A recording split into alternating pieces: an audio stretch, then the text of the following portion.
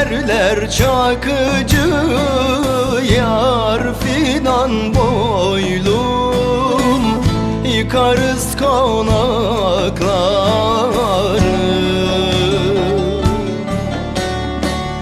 Bize de derler Çakıcı yar fidan boylum. Herkese merhabalar.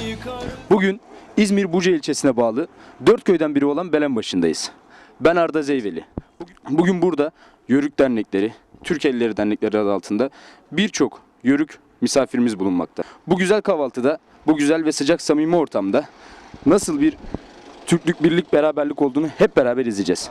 Buyurun. Bugün bu güzel buluşmada bize ev sahipliği yapan Mustafa Bey'den bugünün anlamı için ufak bir konuşma, ufak bir muhabbet istiyoruz. Öncelikle Konya TV'ye hoş geldiniz. Bugün dernekler burada, bütün dernekler kahvaltı için buluştu, birlik beraberlik için. Bütün dernekler başkanlarımıza hoş geldiniz, sizlerin aracına hoş geldiniz derim. İşte bu birlik beraberliğin devamını bekleriz. Burada Mehmet Gülcan İzmir Yörükleri Derneği Başkanıyım.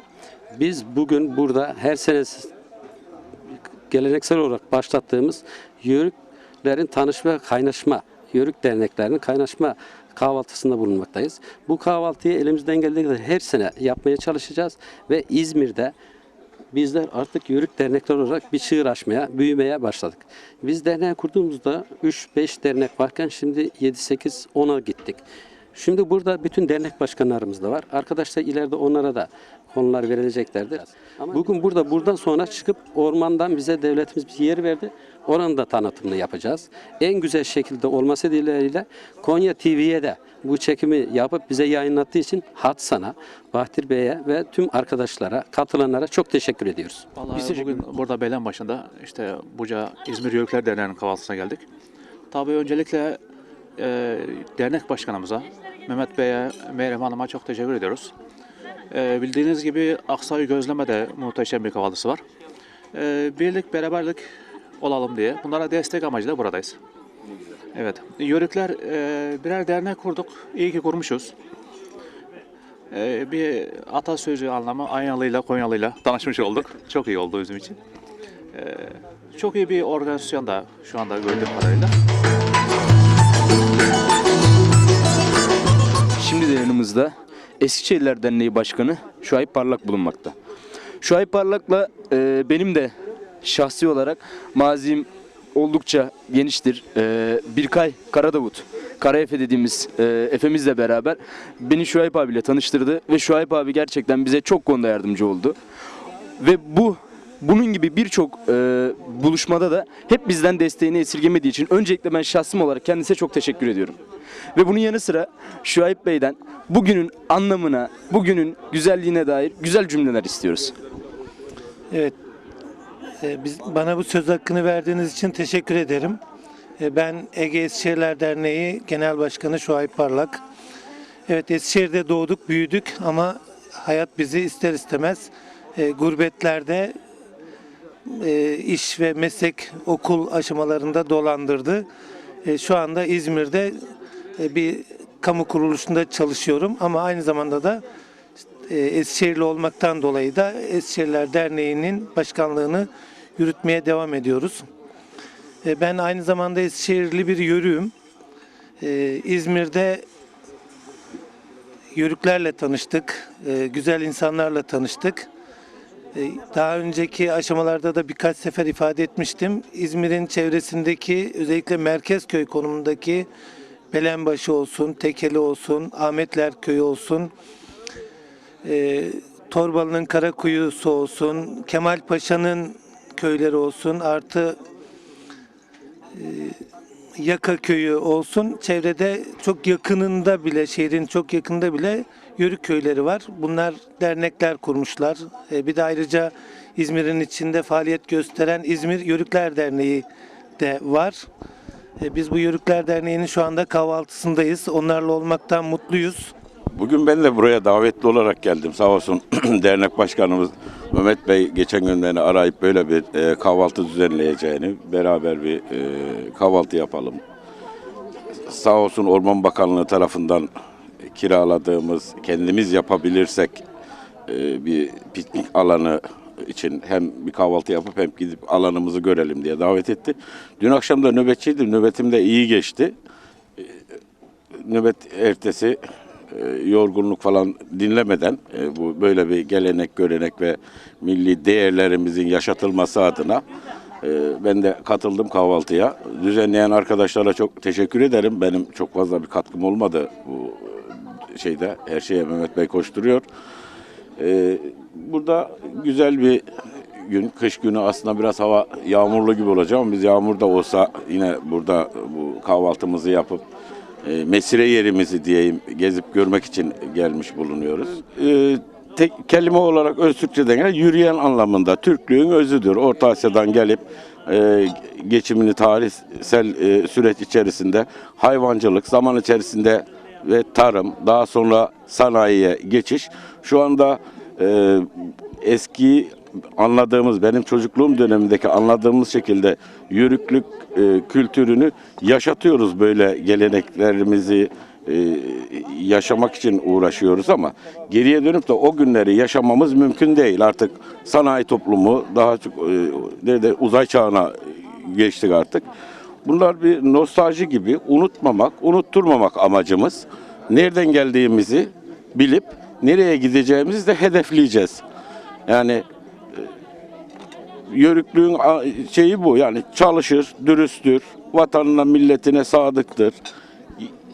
Affedersiniz de ekmek yediği çanağı pislemez. Doğayı sever, özgürlüğünü çok sever. Büyüklerine çok güvenir. Büyükler derken devlet büyüklerine, yörük kültüründe güven vardır. Onlar ne derse doğrudur deriz. Çok fazla irdelemezdik ama herhalde irdelemek de gerekecek yavaş yavaş.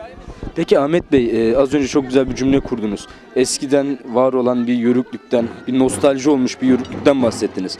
Şimdi Yaşatmak amacımız. Yani yaşayalım diyemeyiz çünkü ona dönüş zor. ben de onu sormak istiyordum Ahmet Bey. Peki ilerleyen hedeflerde tekrar yörüklük adı altında başlayıp da o Türk birliğini, o Türk beraberliğini sağlamak mümkün mü? Yaptığımız o zaten.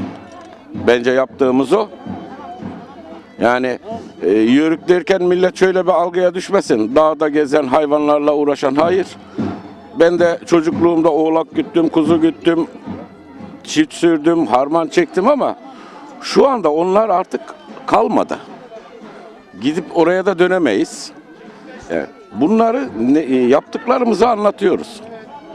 Buralara nasıl gelindiğini, nelere dikkat etmemiz gerektiğini dilimizin döndüğü kadarıyla nesillerimize aktaracağız. Ahmet Bey, bu sıcak ve samimi muhabbetiniz için size çok teşekkür ediyoruz. Tekrar afiyet olsun. Teşekkür ederim. Başarılar sizlere de. Herkese afiyet olsun.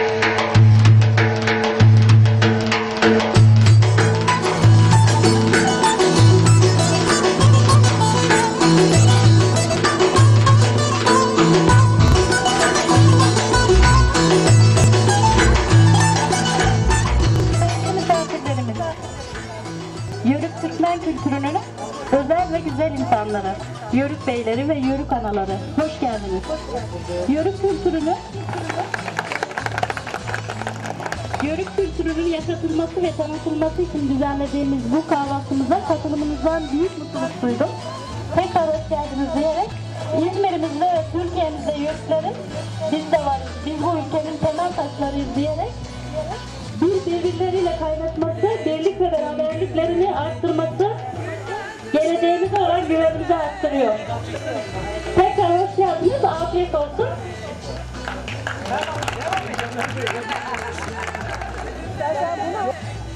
Sevgili misafirlerimiz, hepiniz bu güzel toplantıya hoş geldiniz. Bunun yapıcılarından İzmir Yörükler Derneği'ne öncelikle teşekkürlerimi bizzat kendim sunmak istiyorum. Bunun yanı sıra Aksoy Gözleme Evi sahibi Mustafa Aksoy'a teşekkürlerimi sunuyorum. Gelen misafirlerimiz arasında teşekkürlerimizi sunmak istediğimiz bir takım isimlerimiz var. Onları takdim etmek istiyorum. İzmir Yörük Beyimiz, Profesör Doktor Ahmet Ere, burada bulunduğu için çok teşekkür ediyoruz.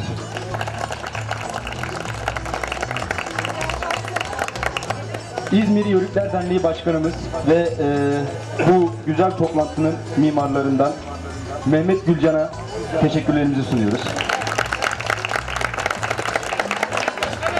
Tekeli Yörük Derneği Başkanımız İbrahim Porsuğa da bizi bu güzel günde yanımızda bulunarak şereflendirdiği için teşekkürlerimizi sunuyoruz.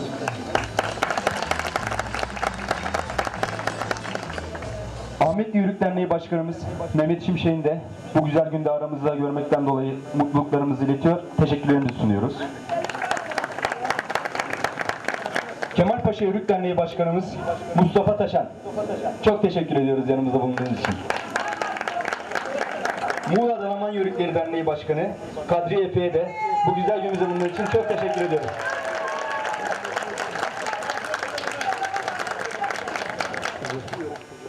Bazen yaya, bazen doğru bir tayla gidiyor dağlara şu yörük kızı. Dağlar filiz verdi artık durulmaz. Taştan taşa seker ama yorulmaz. Göçün nere diye varıp sorulmaz. Gidiyor dağlara şu yörük kızı. Size kalsın artık ova yazılar.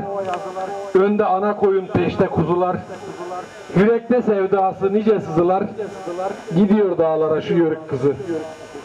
Su içerek yolda çeşme pınardan, bazen bir dereden, bazen kenardan, bir dal kesip yolda ulu çınardan, gidiyor dağlara şu yörük kızı. Lale sümbül bilir onun dilini, kaş üstüne yaymış zülfün telini. Acep kimin olur bilmem gelini, gidiyor dağlara şu yörük kızı. Bu kız ne İzmir'den ne de Buca'dan. Cengiz'e selamı gelse yüceden, yoluna koyulmuş işte geceden, gidiyor dağlara şu yörük kızı. Hepinize teşekkür ediyorum. Evet sevgili izleyicilerimiz, şu an Yörüklere has keşkek merasimini izlemektesiniz. Keşkek Yörüklerin ana yemeklerinden biri olmakla beraber çok önemli bir kültüre sahip bir yemeğimizdir. Ve şu an onun merasimini izliyoruz.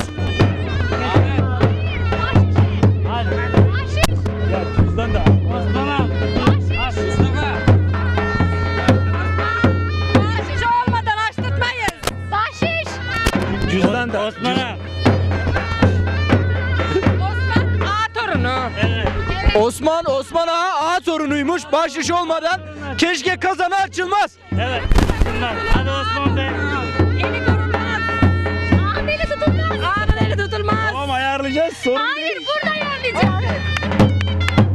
Hadi Osman. Bahşiş alalım bahşiş. Ya bir oynayalım da ondan sonra. Bir oynayalım da ondan sonra. Hadi. Ya bu iş böyle değil.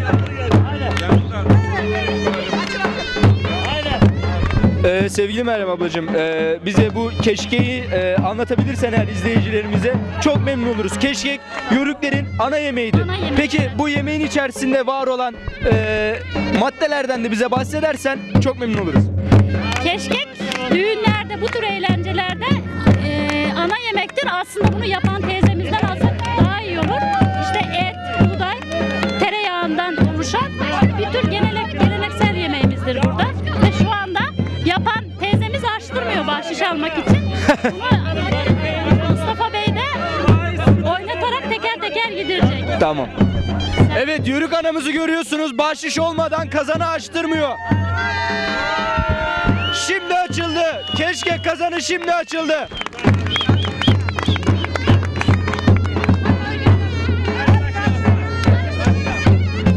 Anacığım, keşkeyi sen mi yaptın? Ben yaptım. Bize keşkeğin nasıl yapıldığından bahseder misin anacığım? Konya TV'de izleyicilerimiz şu an keşkeğin nasıl yapıldığını merak ediyor. Önce biz soğanlıyla yağını kavururuz. Ondan sonra suyunu katarız. Kaynatırız, buğdayını atarız. Böyle keşkek olur işte. Böyle keşkek yaparız. Anacığım ellerine sağlık. Çok teşekkür ediyoruz.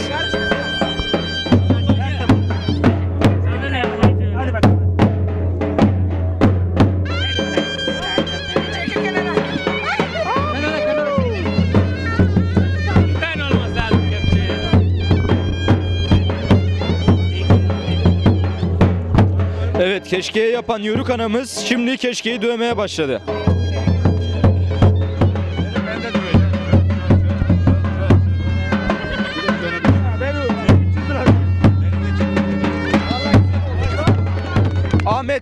şu an keşkeyi dövmeye başladı.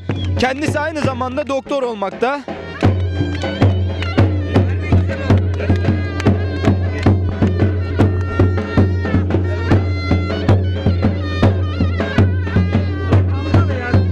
Gördüğünüz gibi sayın seyirciler, şu an bütün dernek başkanları sırayla keşkek dövme merasimine başladılar.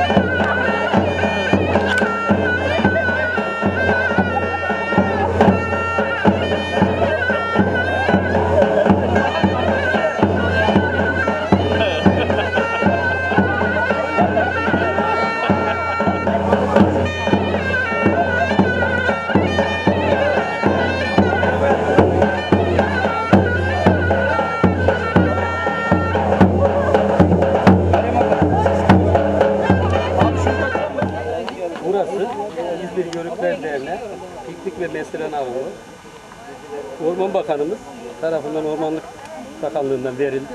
Burası bizim yörüklerin ve İzmir'deki yörüklerin mesire ve piknik yeri.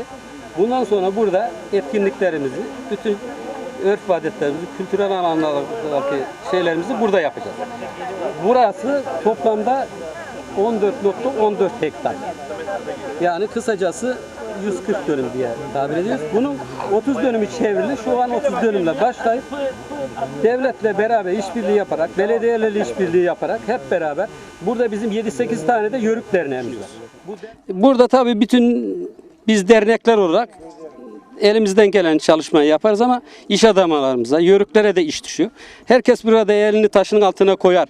Herkes yardımcı olursa çok güzel bir eser çıkar ve İzmir'de bence turizme de açılan bir yer çıkar diye düşünüyorum. Burada bizim bu yaptığımız etkinlikleri duyurmak adına Konya TV'ye, kültür programına artı bu yörükleri, etkinliklerini yayınlayan Abdullah Taşyağan ve Bahtiyar Taşyağan'a da çok teşekkür ederiz. İzmir'de böyle bir piknik alanının yörüklere kazandırılması, yörükler derken aslında Türk'üm diyenin temeli yörüklere dayanır. İnsanlar da şey yapmak istemiyorum. Burası faal olarak başladığında Ahmet Bey. Sizin aklınızdan geçen burayla ilgili ilk organizasyon ne olsun dersiniz? Yani şu olursa bence ilk olarak güzel olur diyebileceğiniz bir organizasyon var mı Ahmet Bey? Yani genelde düğün şeylerinde birlik olur bizim toplum biliyorsunuz. Açık alanda eğlence düzenlenebilir. Ne bileyim hafta sonu çocuklarıyla insanların bir şöyle bir gezip orman havası almak isterlerse buradan daha güzel bir yer herhalde var ama bize ait olan yer yok.